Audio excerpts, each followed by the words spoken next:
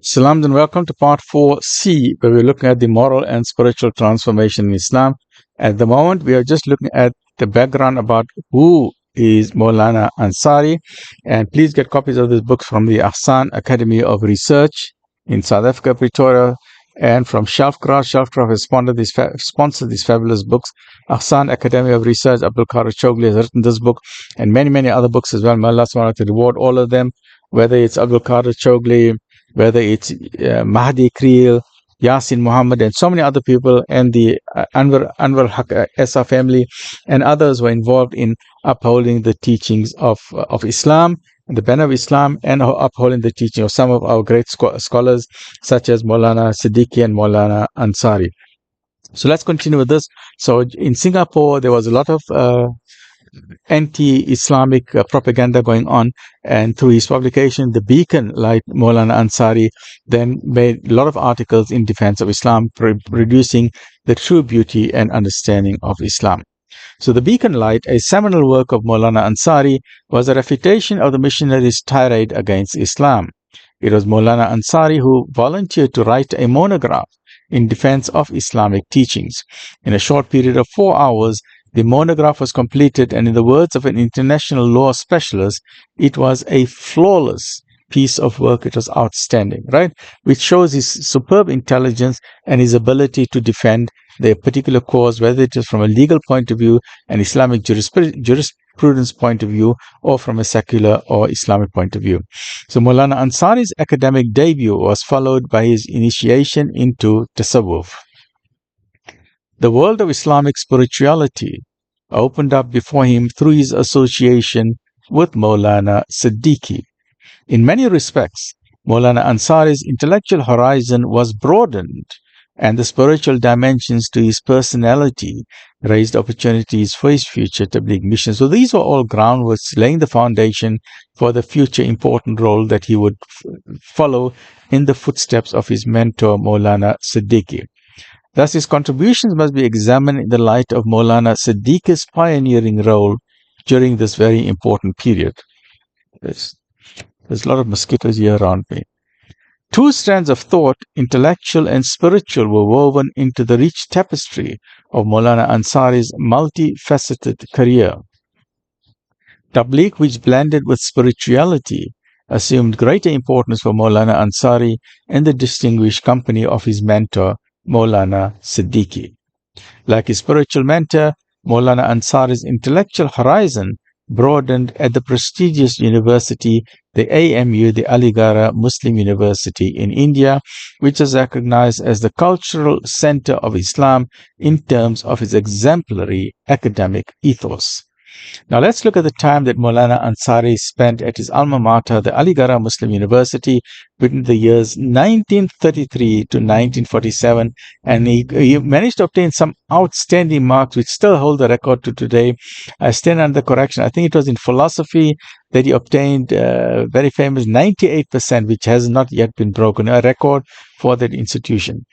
So Maulana Ansari's prolonged stay at the AMU from 1933 to 1947, that's how long is it? 33, 43, 45, 46, 46, 13 years, right? May be divided into two phases. The first phase from 1932 to 1937 saw his meteoric rise as a student of exceptional ability. His undergraduate studies and his degrees included BA, Bachelor of Arts, BSc, Bachelor of Science, and BT, I'm assuming that is Bachelor of Theology, attested to his versatile genius. That means he was in science, in arts, and in theology. An 18-month hiatus followed between 1937 to 1938, inducted him into his first Tablighi tour to Singapore. Thereafter, the second phase started from 1939 to 1947. This brought him into prominence on two main levels. Firstly, his conceptualization of Islamic philosophy and comparative religion, which he would develop in later years at the Alamiya Institute, and his writing output based on a wide range of contemporary issues. These two periods brought him closer to Maulana Siddiqui, both on an intellectual level and on a spiritual level, right? So they were basically on fire. The brainwaves were on fire, right? They say, okay, now we are on a mission. We are holding out the banner of Islam, and we need to go on with this. This is a mission that we cannot let it go by the wayside, and we cannot allow any obstacles to come in our way. So they were determined in holding up the banner of Islam, and this determination. And early on, we read about his indomitable spirit and his stoicism. When you are stoic, and when you have this indomitable spirit, and the example that I can give of that is like, for example, there's a storm and you're standing in the rain. So instead of running for shelter, you're standing, you're absorbing that storm. You're absorbing that rain. You're not scared of that storm, and you're bearing that storm as it is coming down. And you say, you know what, I will have sabr. I will be stoic. I will be firm like a rock, like granite. I will have that indomitable spirit which says, I will not give up. This mission is very important. I have got to continue. You must have the determination. And in anything you want to do in life, you must please remember the Gen Z. I'm speaking to the Gen Z today. Please remember, if you want to be successful at anything, you must have that indomitable spirit to say, I will not give up. You must be strong as a granite, as marble, as a diamond butt on a drill. You must say, I'm determined to succeed. If you want to be a Hafiz al-Quran, you must say, I am determined to succeed. If you want to be a karate champion, you must say, I am determined to succeed. If you want to be a gold medal swimmer, you must say, I am determined to succeed. If you want to be the world's best boxing champion, you must say, I am determined to succeed. If you see any celebrity on the face of the earth, whether it's a top singer, who are the top singers? Taylor Swift, Beyonce, and all the various people, or Hollywood actors, or Bollywood actors. You see the people who are at the top of the field. Even if you look at Elon Musk, they have a single-minded focus. The way Elon Musk came to being very high, he is determined. So in anything in life, you must be determined. You cannot have a half-hearted thing to say, okay, let's see, okay, let's try it out.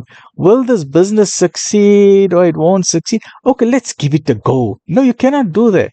You must be determined. If you want to succeed in your business, you must be determined. Even if you succeed in your house, you must be determined. If you want to succeed, let's say you're a woman and you're struggling with making biryani. You must be determined. You must say, you know what, I'm more clever than that biryani. I'm going to make sure I'm going to succeed, and I'm going to find the recipe for biryani, and one day I'm going to make the fabulous biryani. And I used to do the same thing when I used to study, when I was still small in school, or even at university. Sometimes you come to a textbook that's very difficult. It's got difficult mathematic formulas and difficult physics and chemistry. And then one day I sat down and I was struggling with this book, and then at the end of it, you know what I told myself? I looked at that book. I said, at the end of the day, my brain is better than your brain. You are just a book. At the end of the day, a human being has written this book. So I took that book and I say, I'm going to fix you up. I'm going to find out who you are, and I'm going to fix you up. I am better than you. And line by line, I broke each line. I broke each line. I broke each line until I understood it. And I said, yeah, that book is not going to beat me. It's just a book. That book is not going to beat me, right? So then anything that you find as a challenge, never allow yourself to be weak. And that is what Maulana Siddiqui and Maulana Ansari showed. They were determined to succeed, to say, here is the onslaught against Islam. There is Islamophobia. There is a misunderstanding, wrong understanding of Islam. Islam is such a beautiful religion. It is a religion from the Creator. There's only one Creator. It is such an amazing book. If this book, the Quran, if it was on Mount Everest, people would have been climbing Mount Everest to go fetch it. If it was on the planet Mars, people would have gone to Mars to go fetch this book. That's how beautiful it is. Yet how many people know about Islam? Very few. Especially those people who are talking bad about Islam. Have they taken the time to even read about Islam? No. They just listen to what the media says, or what this politician says, or that politician. But very few people who speak ill about Islam have ever taken the opportunity to understand Islam. But the simple rule is, have you ever met a Muslim? A Muslim will welcome you, will give you tea and samosas, and how are you? He's humble, he's nice, he's talking. So what is your experience with a Muslim who you meet in a cappuccino for a coffee shop compared to the lies that you see in the media? Oh, Muslims are terrorists and they're going to kill everybody. So it is our duty to stop all this nonsense about lies about Islam, lies about the Quran, lies about the Prophet ﷺ, and to say, we are all human beings. At the end of the day, what do we want? We want a house, We want food on our table. We want to send our kids to university. We want to send our kids to college, right? So, but unnecessary when you're trying to live your own life. At the end of the day, I have a simple philosophy: to you be your way, to me be mine. Whatever religion you want to follow, good luck to you. I'm following Islam. Good luck to me. I'm a medical doctor. I'm a scientist. I've got marine biology. I've got astronomy, and I've studied evolution. Alhamdulillah. And with that, I said Islam is the truth. Haq. Islam is haq. Islam is the truth. So if I love Islam, leave me alone. I don't tell you who to follow. I don't tell you what religion to follow. So please don't tell me what religion to follow. That's very simple rules.